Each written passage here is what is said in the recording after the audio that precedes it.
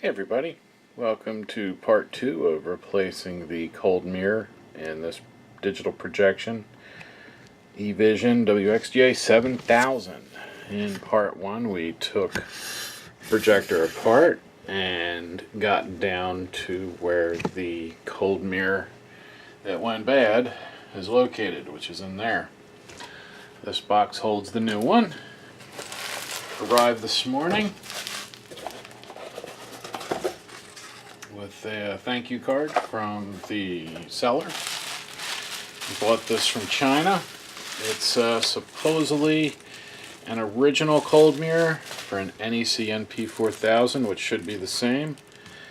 And from what I can see here, it sure does look like it's the right size. It has some protection wrapped around it. We'll take that off absolutely last. Just going to set it there. Now, last time in part 1 I did put one screw back in, and that's to keep any dust out from inside there. So let me get the screws.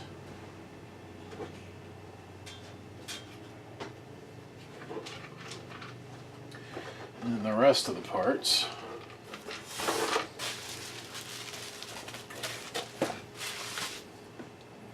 The metal covers for the top.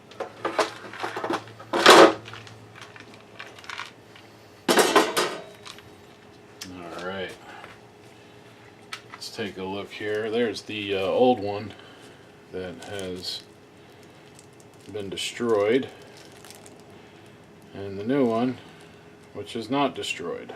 Looks like that'll do just fine. We'll get the spring bracket ready. This little bracket is what pushes down and holds the tunnel in place. Oh, actually, one thing I just noticed,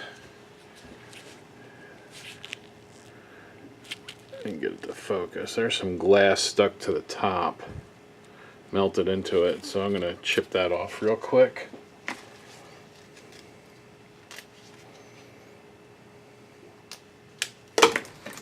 Man.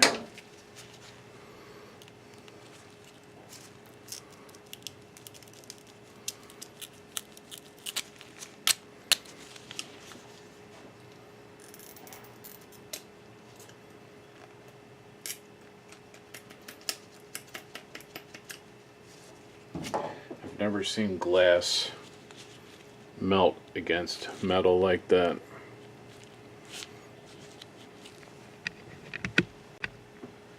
Oh, much better. I just kind of hit it with the Dremel and ground the glass off. So let's take the cover off. Just gonna set it that way. Now let's get into, come on, the cold mirror.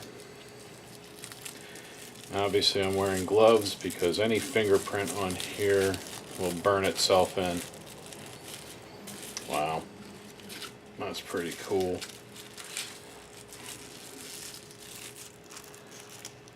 There it is. So I'm just going to set it down in that spot right there. Alright, so that's in place. Kind of see how it works. I'll demonstrate with my flashlight.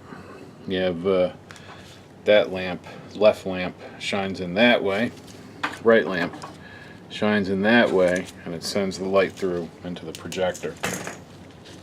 So once I get that mirror in position, I should be able to put the spring bracket right in. That should hold it just like that. Wow, that's great. Let's put the first screw in. This screw locks the bracket for the cold mirror.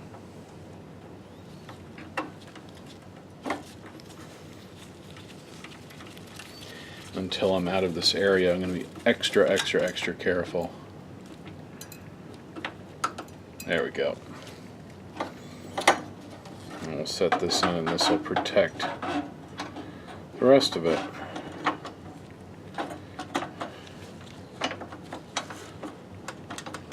There we go.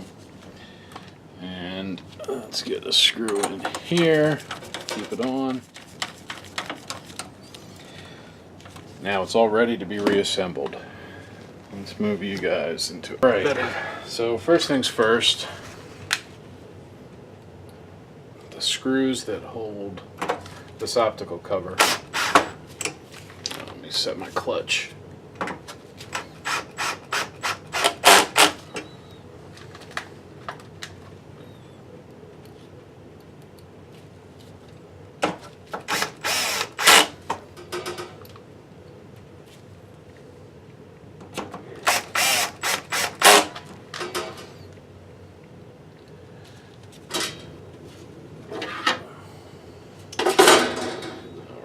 And the next piece is going to be the upper lamp area cover.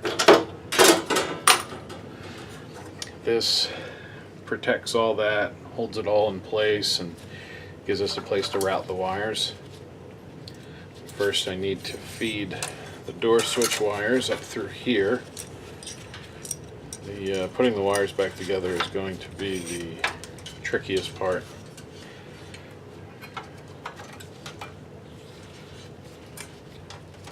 You have to make sure they're all in the right place, or things may not fit.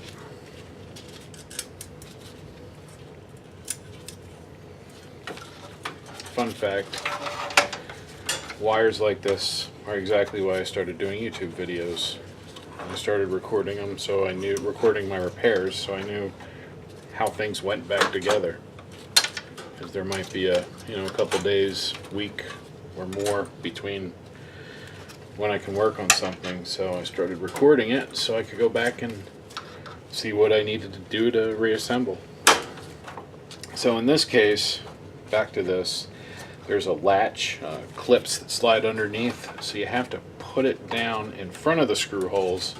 You'll feel it drop and then it'll slide back.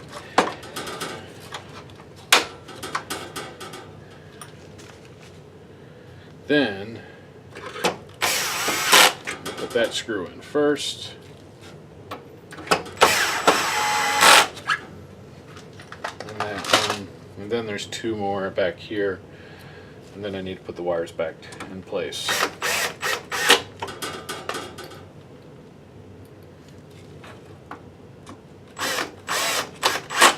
Alright. So this is main power. It gets there's thermal sensors here and here. If either one of these get too hot, it'll trip, open the circuit, and kill power into the power supply.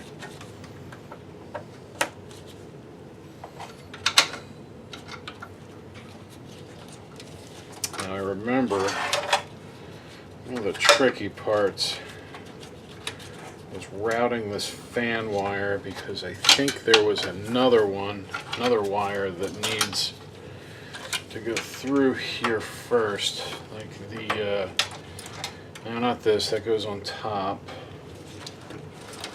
Let's see, I just seem to recall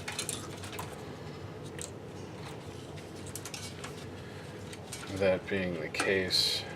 Let's see. Okay, I think this is what it was. That, and then that, and that, and that.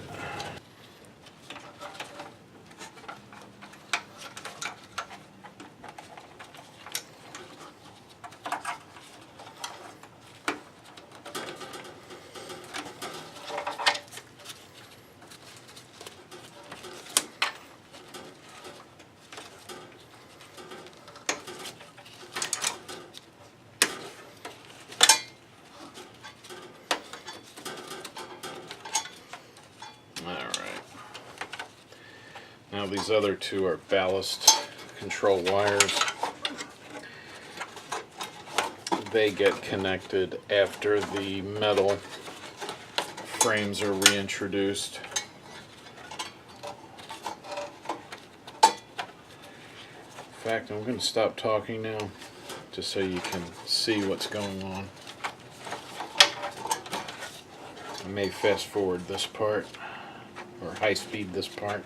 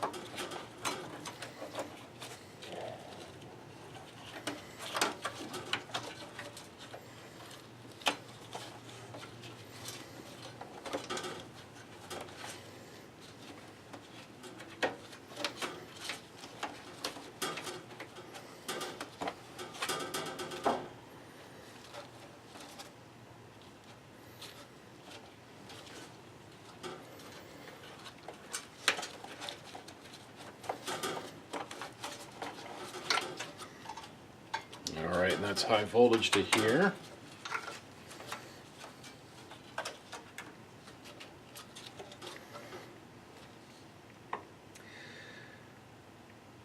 You know what? I just realized something. I did this wrong.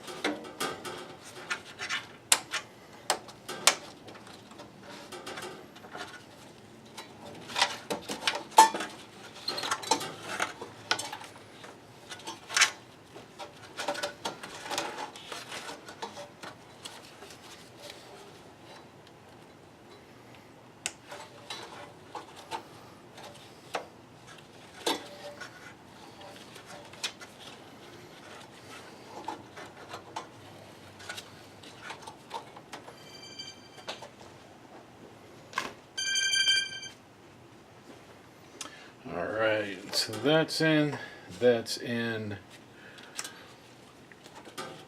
These need to be plugged in.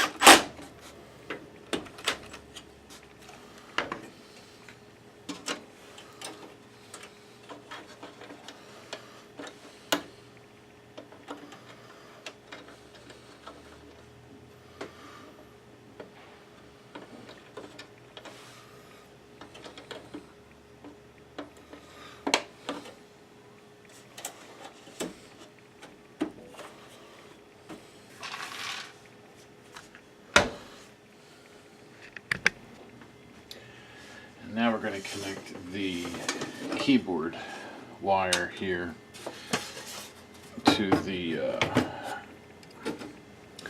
to that connector right there.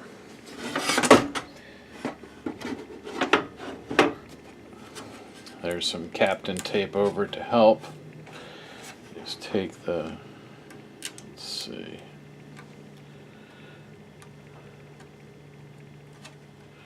right up in there, and I'll click back down, just kind of push that tape.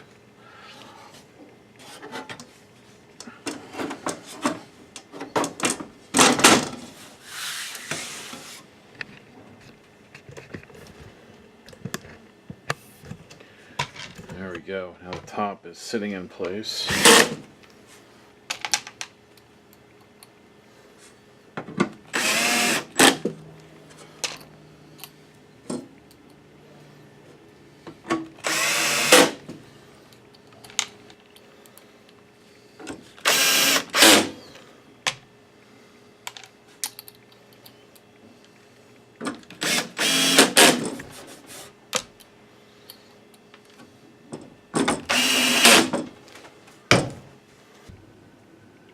Alright, and here we go. We have power, and we have lamp warnings, which is exactly what we want to see.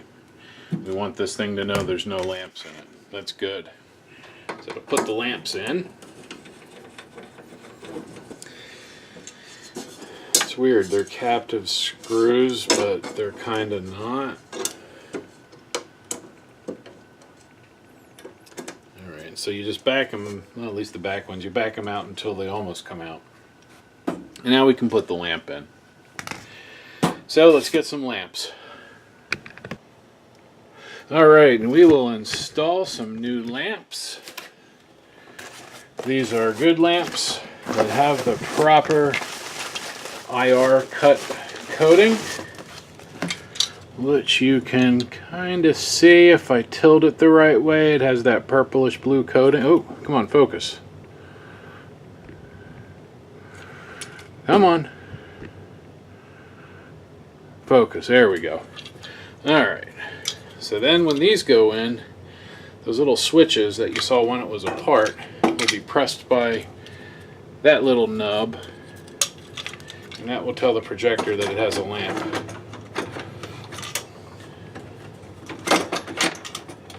Line them up, drop them down, and then these screws, just make them snug, not tight. Put them in by hand. Do not use a screw gun or you will over tighten them. And if you snap off the threaded part, you will have a bad day. Plus you're screwing steel into aluminum, so you have to keep that in mind. There we go. And then this one, it looks like they're aimed right. I'm going to verify the aiming after I fire it up the first time, because if they're not aimed straight, I could have a recurrence of the melted mirror.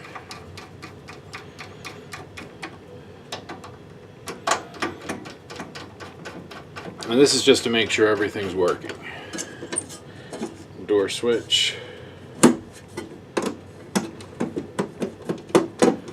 There we go.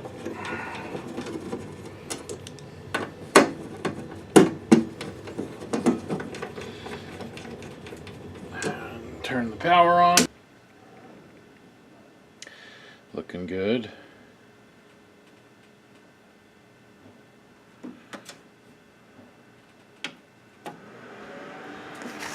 Also a good sign. We have fans.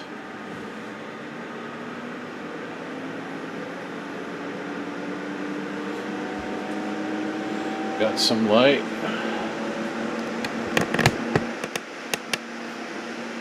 see what we get on the screen.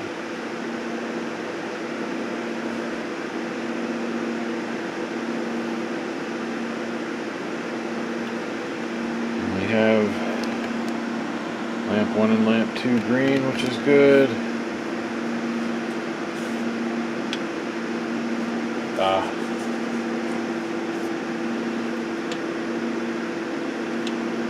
Yeah, looks like the long throw lenses on.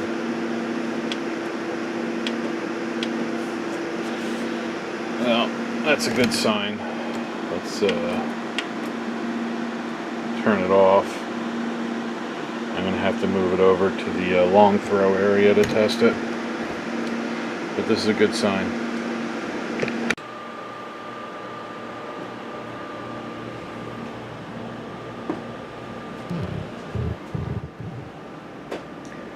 Here we go.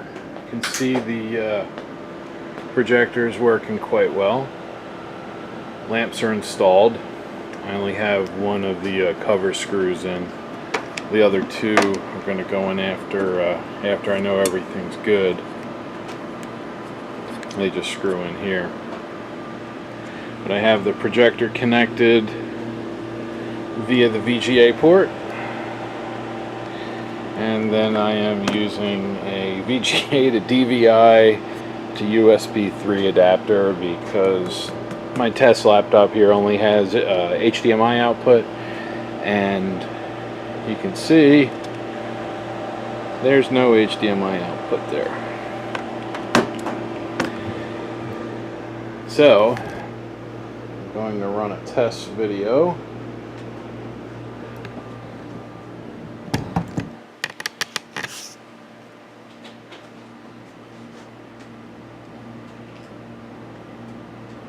Play.